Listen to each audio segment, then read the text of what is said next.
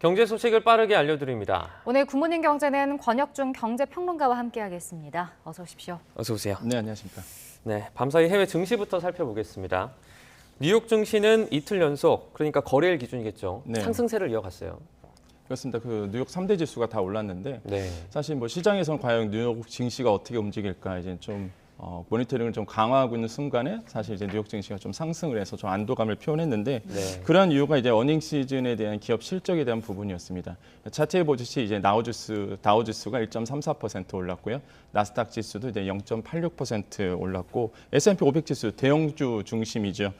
이게 그 1.19% 올라서 사실 뭐 뉴욕 증시는 좀 안도감을 표현했다. 사실 국채 금리는 올랐는데 오히려 증시는 더 올랐던 부분이 있거든요. 네. 그래서 여러 가지 이유가 있겠지만은 아까 말씀드린 것처럼 어닝 시즌에 대한 그 기업의 실적, 기대감 이런 것들이 있습니다. 그러니까 이번 주에 테크주 중심으로 이제 기업 실적이 많이 발표되거든요. 뭐 애플이라든지 MS라든지 아니면은 뭐 아마존이라든지. 그래서 시장에서는 이런 어떤 기업 실적에 대한 기대감이 어느 정도 반영됐다고 볼 수가 있겠고 네. 두 번째로는 금리 인상 속도 부분에 계속적인 얘기가 나오고 있습니다. 그래서 금리 인상에 대해서 속도 조절이 이루어질 것이다. 이런 어떤 기대감에 또 뉴욕 증시가 좀 반등을 했다라고 보시면 되겠습니다. 네. 저희 뭐 조금 전에 보도도 있었는데 경제통인 리시 수넥 전 영국 재무장관이 차기 영국 총리에 오르게 됐습니다. 네. 금융인 출신이기도 하고 뭐 대규모 감세안을 비판했었잖아요. 네. 시장 친화적 인물이라고요? 그렇죠. 시장에서는 좀 호응을 하고 있는 게 그러니까 시장을 잘 안다는 거죠. 네. 그러다 보니까 지금 시장에서는 어느 정도 호응을 하고 있다고 볼 수가 있겠는데 일단은 영국 총리 그 42세입니다. 앞으로 이제는 총리가 될 분이. 근데 아마 그 차트에서 그러니까 영상에서 보듯이 네. 자기 관리를 되게 잘하는 걸로 알려져 있어요. 일단은 네. 배가 나오지 않았습니다. 네. 그래서 아니 시장에서 정말 그렇게 생각하거든요. 자기 관리가 너무 철저하다 보니까 운동 굉장히 열심히 하시고요. 그다음에 자기 관리에 대한 슈트가 뭐 잘 어울린다 이런 얘기가 나와요. 그런 이유가 그만큼 이제 꼼꼼한 성격을 가졌다라고 시장에서는 이제 우스갯소리로 얘기를 하고 있고 네. 그 정도로 이제는 그 자기 관리도 철저하고 그다음에 자기의 그 인물에 대해서 포지션을 되게 잘한다고 평가하고 있는데 근데 그런 어떤 포지션, 어떤 브랜딩만 잘하는 것이 아니냐. 사실 실력도 좋다라는 게 시장의 이제 호응입니다. 왜 그러냐면 금방 말씀하신 것처럼 감사안이 나왔을 때 비판을 많이 했습니다. 현 총리, 그러니까 트러스 총리가 그 사실 감사안을 냈을 때 그건 말이 안 된다 이러면서 오히려 본인이 재무장관 때는 증세를 했었거든요. 네. 사실 코로나19를 대비하기 위해서 오히려 증세해야 된다. 그러면서 이제 법인세 인상을 19%에서 23%로 올려야 된다라고 얘기도 했었고, 그다음에 일종의 소득세죠. 국민보험 이제 분담금을 1.25%포인트 올렸습니다. 그러니까 코로나19로 인해서 경기 침체를 이제 대비해야 된다라고 해서 그 당시에 증세를 했는데 네. 그 당시에는 인기가 없었어요. 이런 말이. 근데 이제는 지금의 그 트러스 총리가 실패하고 나서 오히려 더 각광을 받는 거죠. 그래서 이 사람이 맞았다라고 이제 시장에서는 얘기할 정도로 지금 보수당을 재건해야 될 가장 큰 또 숙제를 안고 있는 또 인물이기도 합니다. 그래서 네. 본인은 그렇게 얘기해요. 상식적인 대처주의자다. 그래서 보수당의 기대를 자기는 해결할 수 있다. 이렇게 얘기를 하고 있고 뭐 앞으로의 그 지금 시장에서는 재무장관 출신이기 때문에 경제를 잘 알고 그다음에 적절한 그 코로나19 때의 그 적절한 조치를 해왔던 사람이기 때문에 뭐 시장에서는 크게 뭐 반기고 있다라고 생각을 해보겠습니다. 지금 미국 연준을 보면 세 차례 연속 자이언트 스텝을 밟고 나서 이 다음에 뭐 금리 인상의 속도 조절이 조금 필요하다 이런 의견도 조금씩 나오고 있는 것 같아요. 네네 그렇습니다. 실제 그 지금 시장에서 왜 반응을 하고 있느냐 네. 속도 조절에 대한 이슈가요. 일단 언론에서 먼저 튀어나왔습니다. 이게 언론에서 먼저 그 월스트리트 저널에서 11월 달에 FOMC에서 0.75% 포인트 정도 자이언트 스텝 가고 네. 이제 12월에는 이제 빅 스텝 단행할 가능성이 있다. 그러니까 지금 시장에서는 두 번 다 이제 자이언트 스텝이냐 네. 아니면은 한 번은 빅 스텝이냐라고 했을 때 언론에서 먼저 12월 달에는 뭐 빅 스텝 그러면서 이 금리 인상 속도를 조금 완화시킬 수 있다. 속도 늘어질 수 있다. 이렇게 나오면서 네. 시장에서 좀 반응을 했고요. 두 번째로는 연준위원회 목소리들이 계속 나옵니다. 지금. 그러니까 굉장히 중요하거든요. 샌프란시스코 연방준비은행 총재가 이런 얘기를 했어요. 네. 이제는 좀 속도를 좀 늦추는 거야 되지 않느냐. 그런 타이밍이 아니겠느냐라고 했는데 이분이 왜 지금 반응을 했냐면 시장에서 메리 데일리 이분이 FOMC에서 투표권을 가지고 있습니다. 네. 그러니까 목소리 한마당 내도 시장에서 바로 이제는 반응을 하는 거죠. 그래서 연준 위원들의 목소리. 금리 인상 속도를 완화시킬 수 있다, 속도를 줄여갈 수 있다라는 얘기가 나오면서 시장에서 이제 바로 반응을 했다. 이러면서 사실 지금 뭐 주식 시장에도 어느 정도 호재로 좀 작용하고 있고요. 이런 부분들도 모니터링을 좀 강화하셔야 되겠다고 말씀을 드리겠습니다. 네. 그런가 하면 최근에 이 미국 국채 금리가 세계 금융위기 이후에 최대치로 치솟으면서 뭐 좋지 않은 상황을 보이고 있는데 제닛 옐런 미 재무장관이 이 리스크를 줄이기 위한 조치를 취하고 있다 이렇게 발언을 했죠. 네, 그렇습니다. 이게 국채, 미국의 국채 시장 하면은 이게 나랑 무슨 상관이야 그랬을 텐데 미국 네. 국채 시장의 규모가요 무려 24조 달러입니다.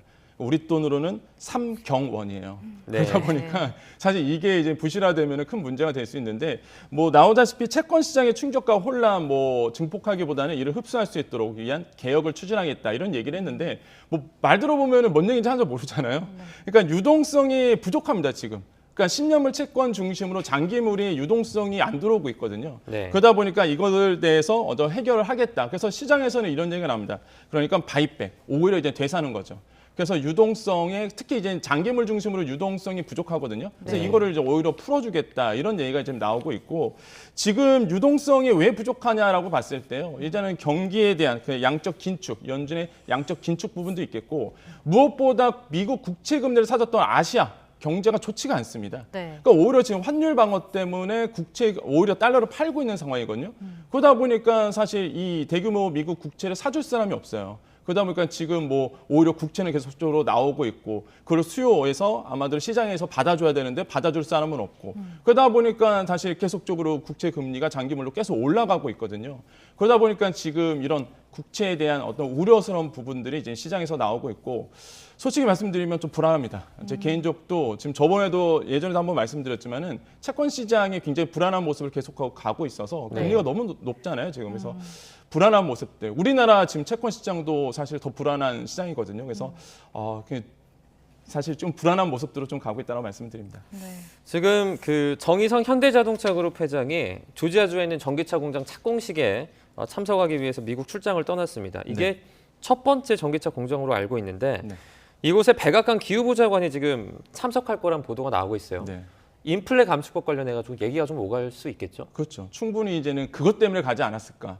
지금까지 올해 들어와서 6번 가시는 거거든요. 네. 그러니까 사실 인플레 감축법 나온 다음에 이후에는 3번 지금 미국 시장에 가는 건데 미국에 가는 건데 그러니까 이번에는 어느 정도 미국 감축법에 인플레이션 감축법에 대해서 해결하고자 하는 의지가 있는 것 같습니다. 근데 사실 뾰족한 수는 없다. 왜냐하면 아시겠지만은 인플레이션 감축법이 이제 정치와 맞닥뜨려 있던 부분이다 보니까 쉽게 이제 경제의 아젠다로서 이제 풀 수 있는 부분은 아니거든요. 그래서 중간 선거 끝난 다음에야 이제 해결될 가능성이 굉장히 크다라는 게 시장의 중론이고 사실 이번에 가는 것도 이제 조지아주에 있는 전기차 공장에 대한 착공식 때문에 그런데 그거를 이유로 인해서 이제는 정치계와 여러 가지 접촉을 할 것이다라고 이제 시장에서 보고 있습니다.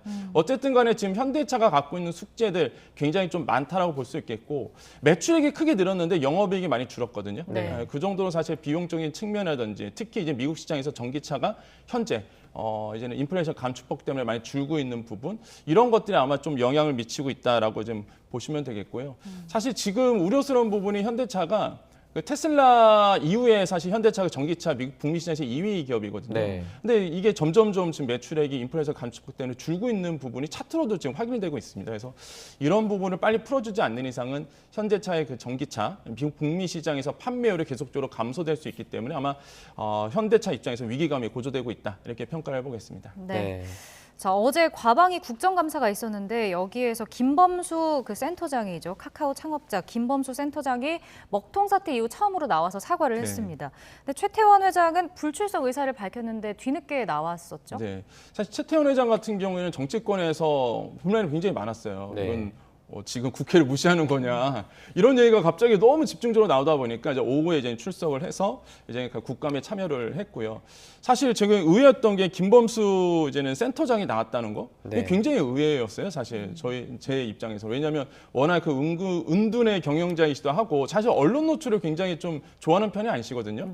그런데 이제 국감에서 출석을 해서 이거에 대해서 이제 카카오 사태에 대해서 이제 얘기를 했다라는 게 제가 봤을 때 어느 정도의 카카오 사태를 직접 적극적으로 나서서 해결하겠다는 어떤 의지의 모습을 좀 보여줬다라고 좀 평가를 해보겠습니다. 네. 아쉬운 거는 이제는 보상에 대한 부분들이 그게 크게 나오진 않았다. 그러니까 유로 회원들 같은 경우는 이미 약관에 있기 때문에 당연히 보상을 해줘야 됩니다. 근데 이제 그 보상액이 이용액에 대한 한계 부분, 그러니까 이용액 부분만 어느 정도 보상해주는 방안이 지금 나오고 있고 그러다 보니까 네. 시장에서는 좀 실망하는 부분도 있겠고요.